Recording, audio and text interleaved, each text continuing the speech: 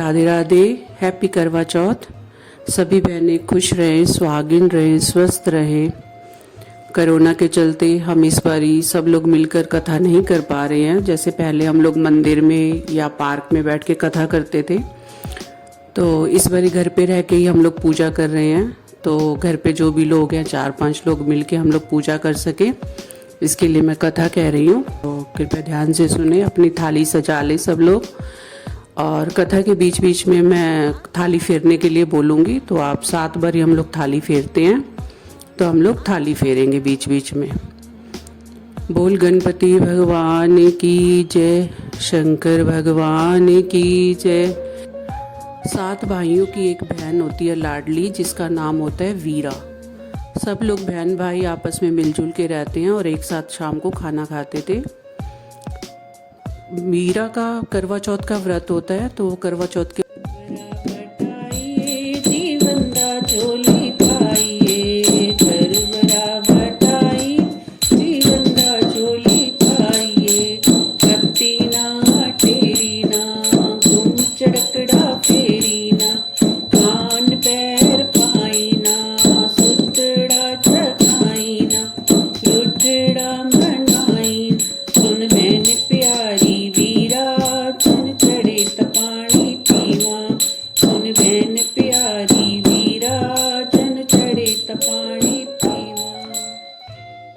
व्रत के लिए मायके में आई हुई होती है और अपनी भाभीयों के साथ करवा चौथ का व्रत करती है।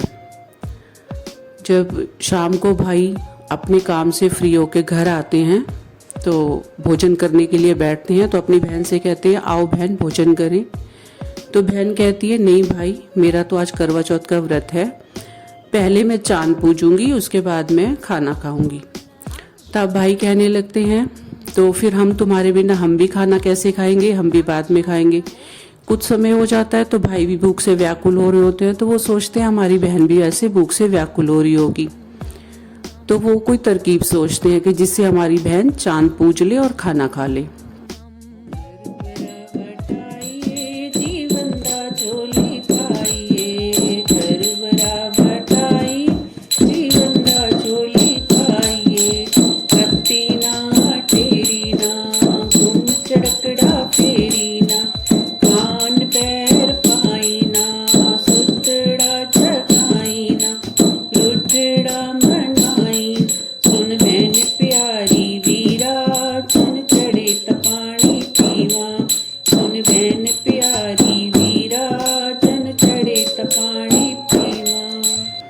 वो पेड़ पे जाके एक दिया सा जला देते हैं और वहाँ एक थाली लगा देते हैं पेड़ पे, जो बिल्कुल चांद जैसी दिखती है दिए की रोशनी से।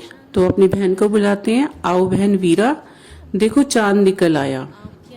जब वीरा उसे पेड़ पे देखती है तो उसे वो चांद जैसा ही लगता है। वो अपनी भाभियों से कहती है आओ भाभी देखो चांद निकल आया। तो भाभियां कहती हैं नहीं वीरा, ये चांद तुम्हारे लिए निकला है, हमारे लिए नहीं। तब वो अपने भाइयों के कहने पे आके ही चांद को पूज लेती है और भाइयों के साथ खाना खाने बैठ जाती है।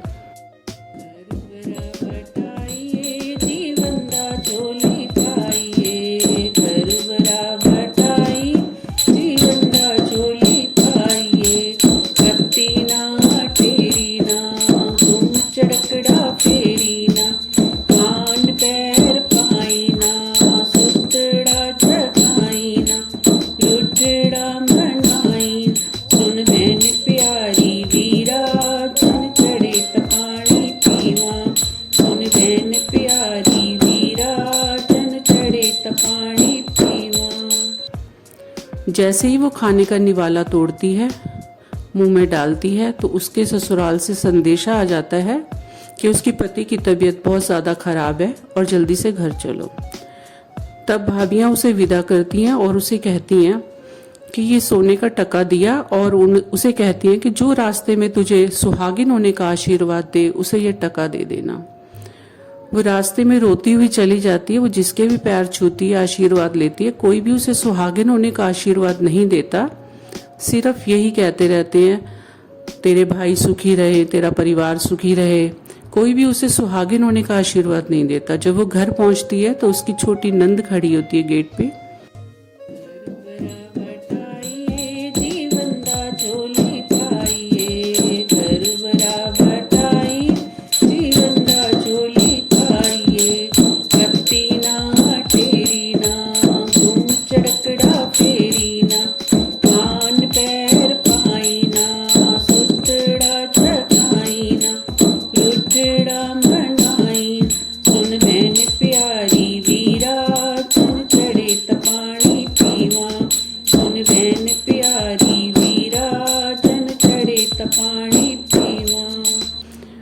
उससे भी आशीर्वाद लेती है। तो उसकी नंद उससे कहती है, 7 पुत्रों की माँ हो, सुहागिन रहो, तुम्हारे भाई सुखी रहे। वो सोने का टका अपनी उस नंद को दे देती है और अंदर जाती है तो देखती है उसके पति के पूरे शरीर पे सुइयां चुभी होती हैं।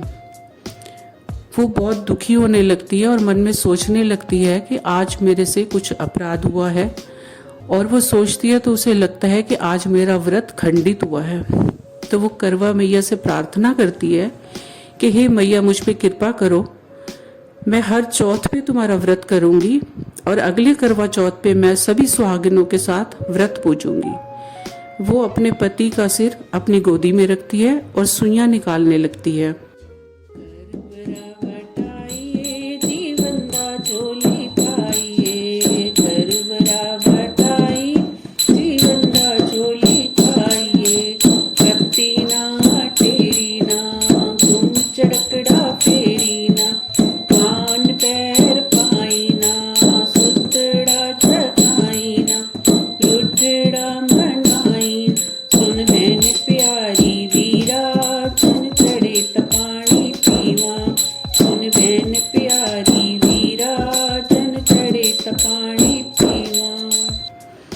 वो हर चौथ पे व्रत करती है और करवा मैया से क्षमा याचना करती है और सुइयां निकालती रहती है। ऐसा करते करते अगला साल आ जाता है और करवा चौथ का व्रत आ जाता है।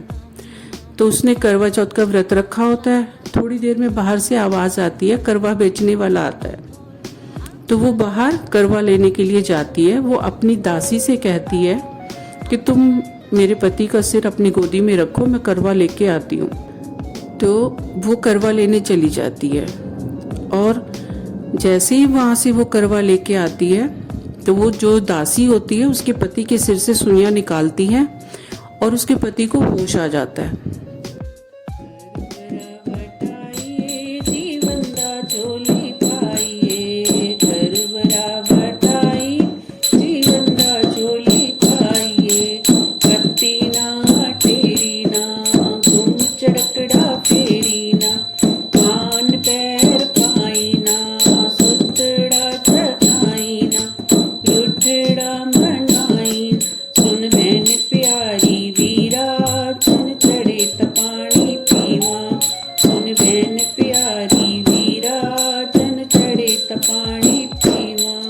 गोदी में उसका सिर होता है, उससे पूछता है कि आप कौन? तो वो कहती है कि मैं तुम्हारी पत्नी हूँ।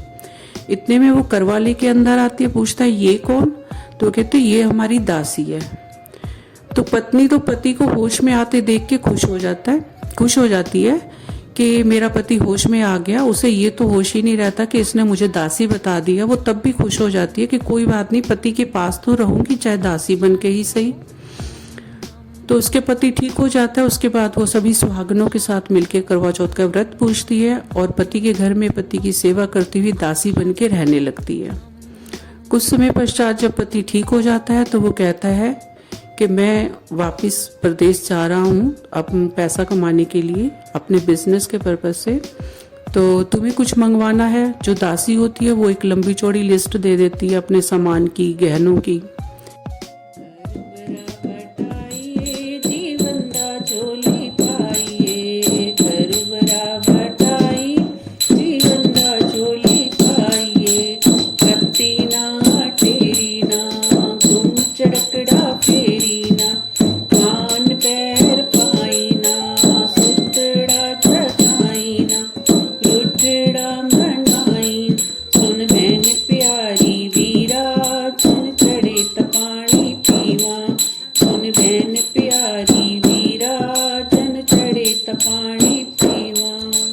साहूकार कहने लगता है कि तुम दासी से भी पूछ लो, वो मेरी बहुत सेवा करती है, उसे भी अगर कुछ मंगवाना है तो उससे भी पूछ लो। तब वो दासी से पूछता है कि तुम्हें कुछ मंगवाना है? वो कहती है हाँ, मुझे एक गुड़िया मंगवानी है। तो उसके लिए गुड़िया ले आता है। बाकी अपनी जो दासी होती है उसकी पत्नी बन के रह रही होती है, उसके लिए पूरे सामान की लिस्ट सामान आ जाता है। उसके पश्चात वो जब भी फ्री होती है काम से, वो उस गुड़िया से बातें करती रहती है।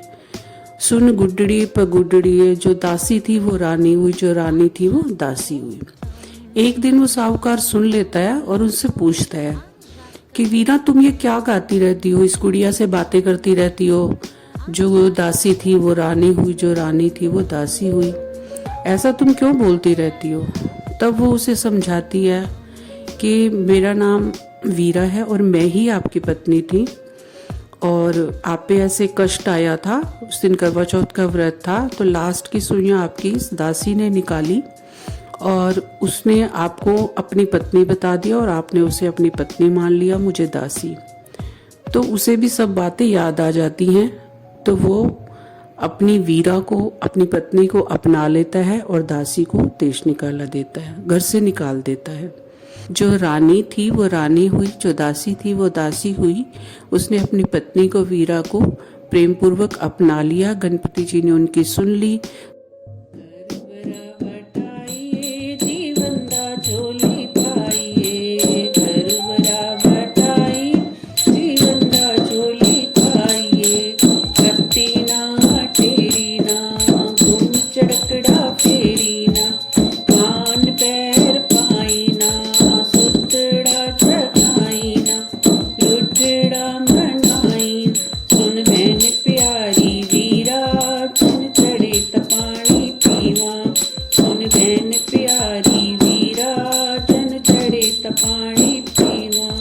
जैसे भगवान शंकर शिव ने, गणपति जी ने उनकी सुनी, उनकी जोड़ी बनी, ऐसे सबकी जोड़ी बनी रहे, सब सदा सुहागिन रहे। बोल करवा मैया की जय।